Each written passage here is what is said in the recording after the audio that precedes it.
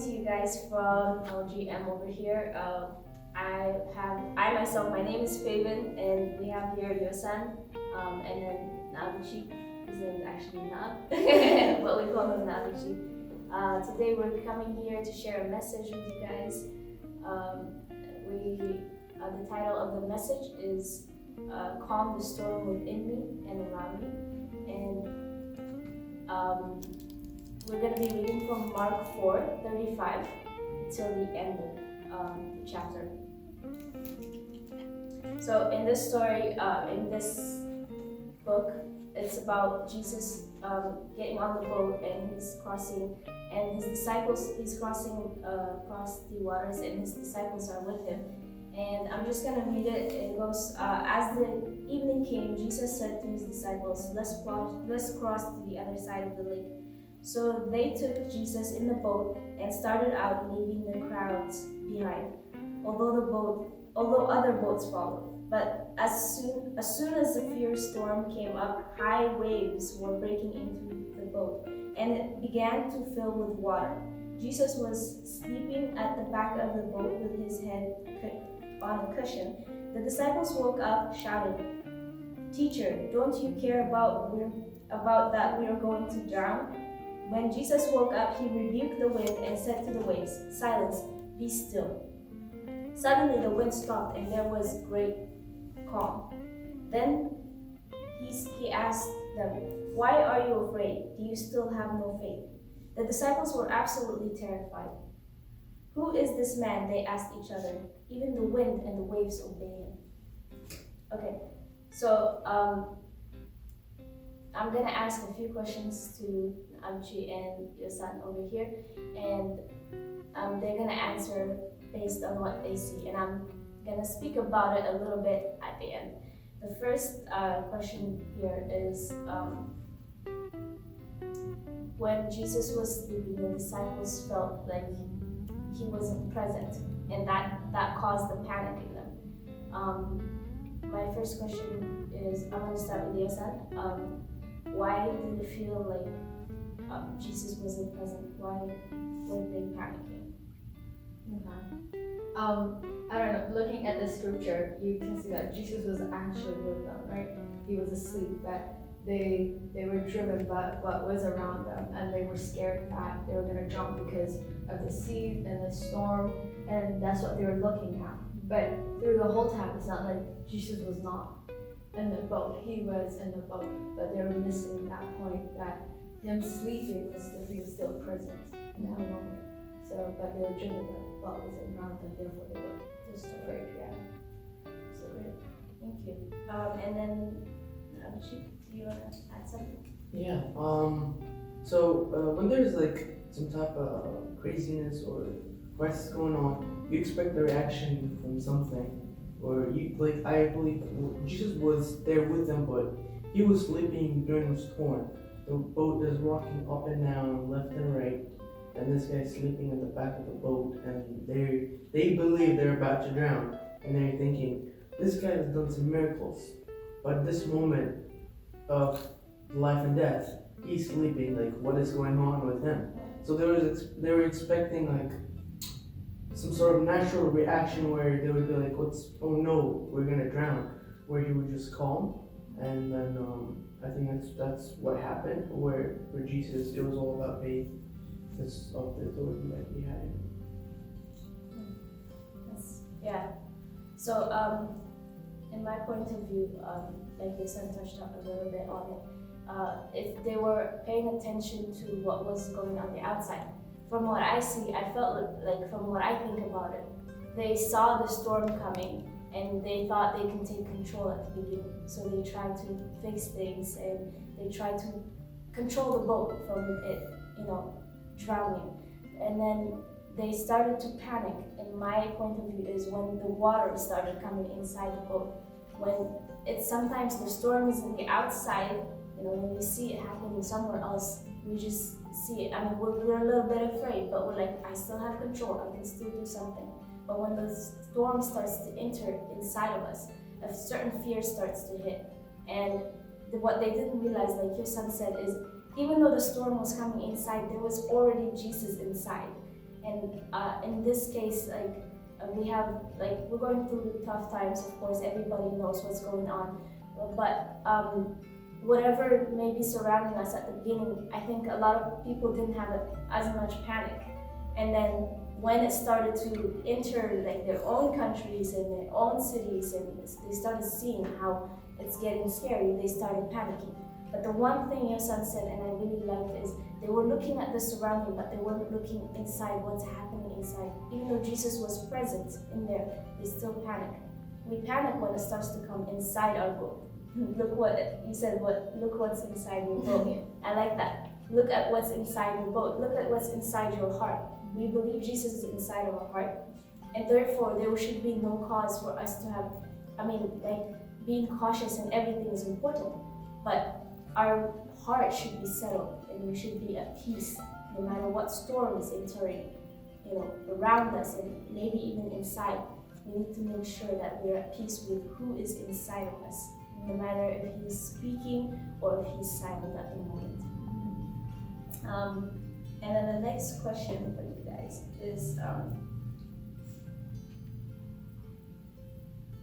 when this happened, Jesus asked the disciples, have you no faith? So from this passage, a lot of times people get the idea that, there was disappointment from his point of view when he asked that question. Expected you guys to have faith. What do you think his point of view was? Like, what was the purpose of that? Like when Jesus said, like, you still have no faith. Yeah. So was he disappointed? Yeah. I don't think so. He was disappointed in them. It might sound like that when we're reading it off the passage, off the scripture. But I think we also have to look what's like ahead of it when he says, why are you so afraid? Do you still have no faith? Mm-hmm. So if you read the whole thing, he actually sounds like concerned, and he's telling them, hey, why are you afraid? And he answers it, do you still not have faith? So literally Jesus is answering, for you not to be afraid, you have to have faith, like in that passage. So I don't think he was disappointed. I think he was concerned. Yeah. I think he was, like, in my point of view, trying to give them the answer. Like when you like giving a question in an exam, you have no idea what's going on, and your teacher's like walking around you, and your teacher really wants to tell you because, like, I can't believe they still have no idea, kind of thing. I think it's like he just came and he's just like, here's the answer. Yeah, like you have faith. Like faith, That's like he's suddenly trying to remind them, this is what's up, you guys. Faith is what you need in these times. I think, not sure if you want to add something to that. She touched it up. It's the reason. It's not that he was disappointed, but he wanted to point out what was missing in them. That's that. The reason because they were all fearing, panicking, was they didn't have faith, and then I guess they didn't know what was wrong. So it's like, why were you panicking? Don't you have faith? So it kind of like makes them acknowledge what they were missing. That if they had faith, they could have responded differently. That's true. Yeah, that's great, and like we keep in mind too as well that like these times we're supposed to prepare them for the times he wasn't there. So he wanted them to see every thing that could happen. You know what I'm saying? Even when he's gone, these things were things that could have happened.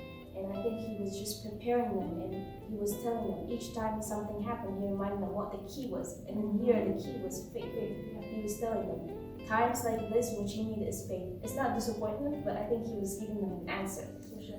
This will come, but this is what you need. That's from my point of view, and like you said yourself. Right. And then last but not least, the last question is for you. So, why do you think they have to go through this whole story? Why a story?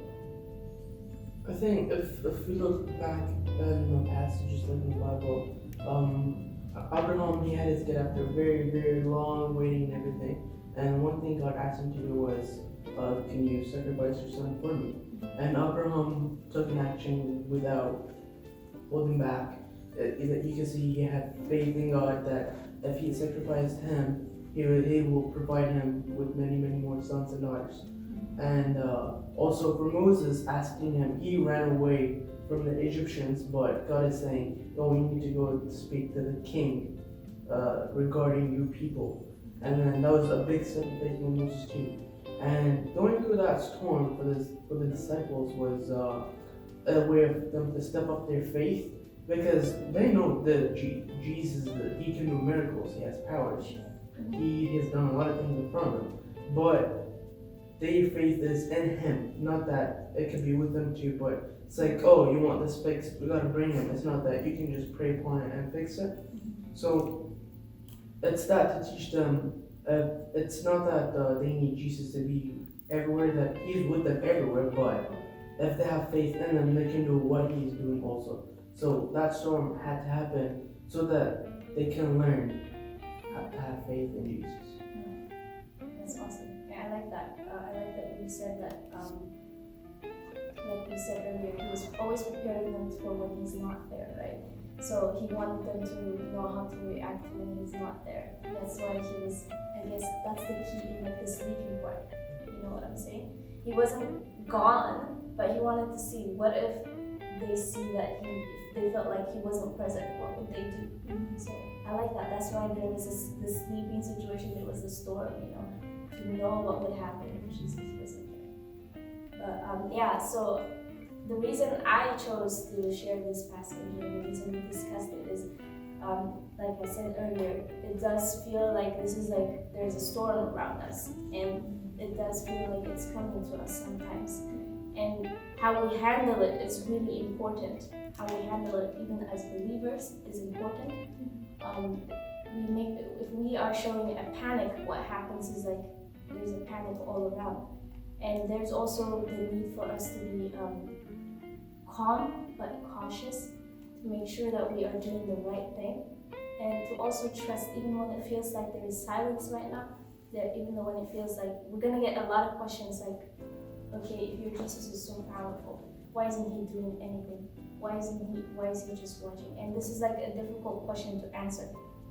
But in this story, Jesus sleeping was not necessarily sleeping. There was a point, like we said. And he does things in a way that we are unable to understand sometimes. But there's always a point behind it, a bigger picture that we cannot see. So when the storm ended, of course there was a lesson that was left in their hearts, something that grew and became something bigger and went out into all nations and made a difference, right? So I think that's something we gotta keep in mind when we're going through these times. We gotta keep our faith strong and trust in God in whatever process we're going through.